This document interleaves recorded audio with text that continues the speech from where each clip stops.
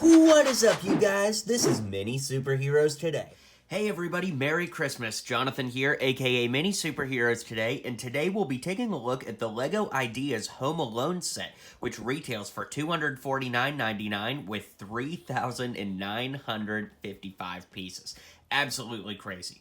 This thing is 11 inches tall, 14 inches wide, 15 inches deep, and comes with 5 minifigures and has pretty much been sold out from LEGO since the day it came out.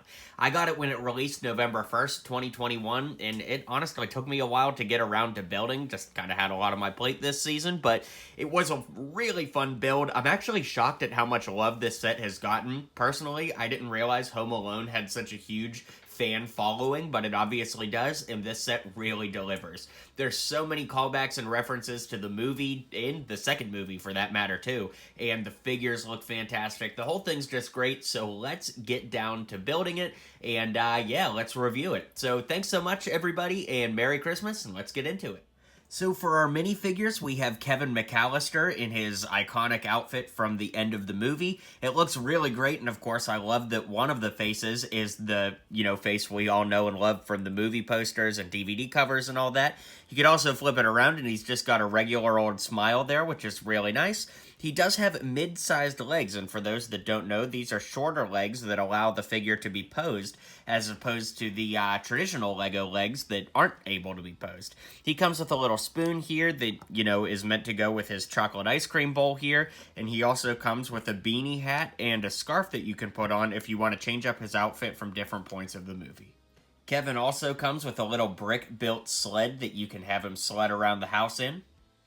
Then we have Kevin's mom. In this minifigure, literally looks like it was taken straight out of the movie. They got the face right, the hair right, even the clothing is right, and you can flip it around and see her distressed face too when she realizes they left Kevin at home.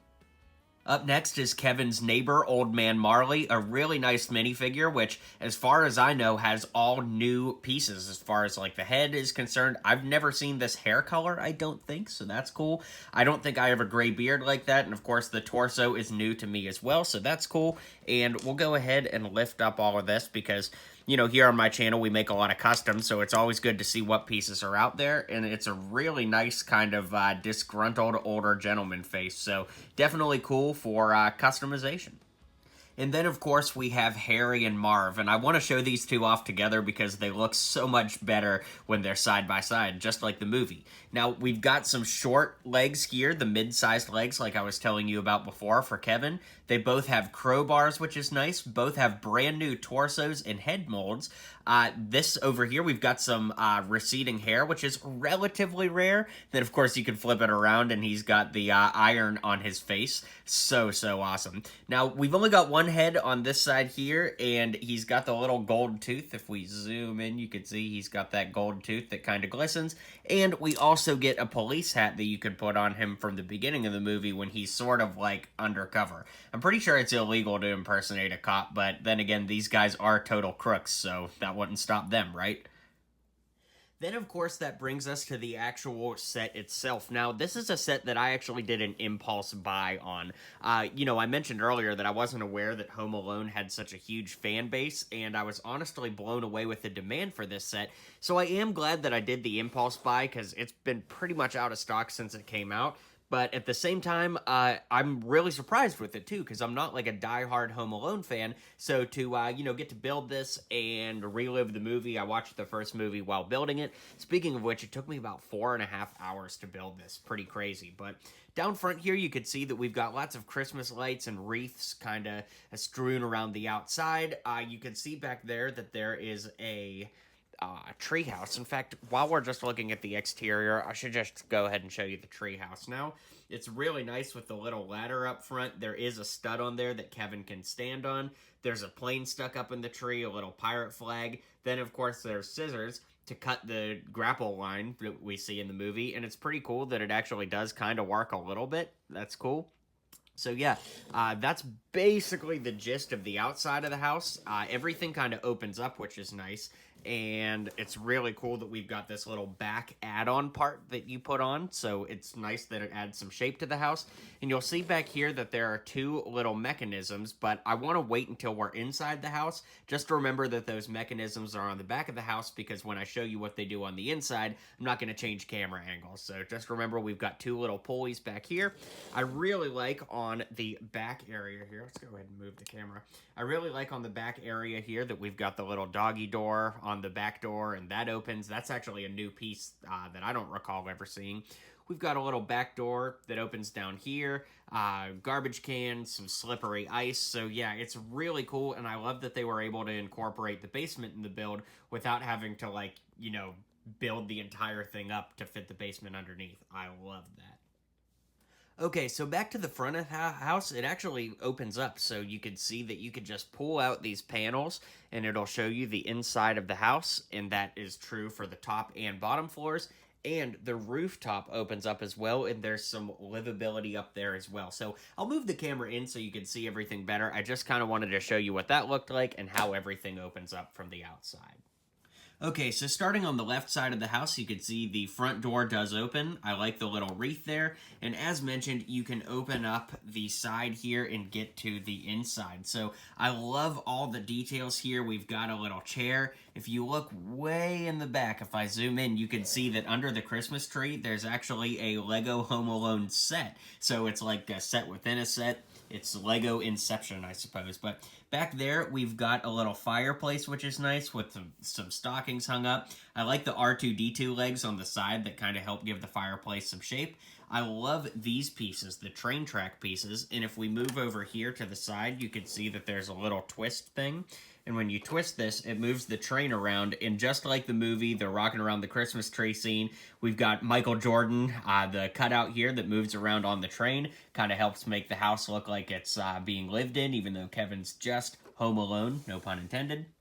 There's a little, cabinet over here, or dresser, I suppose, with some knickknacks on there. And one cool little Easter egg is we've got the Empire State Building sticker right here, which of course is a reference to Home Alone 2. So that's pretty cool. That just closes up like that. Then we can open up this side of the house and see that, here, let me move the whole thing. Want to move the camera too. It's a lot to take in, guys. So we've got a little Eiffel Tower on the wall right here, a little sticker. And that's, of course, a reference to Kevin's family going to France in the first movie. So that's pretty cool.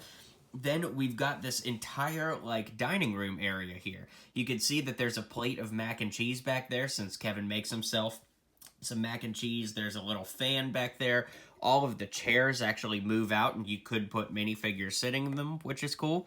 I really like the way that they did the carpet underneath there. Let me zoom out just a little bit.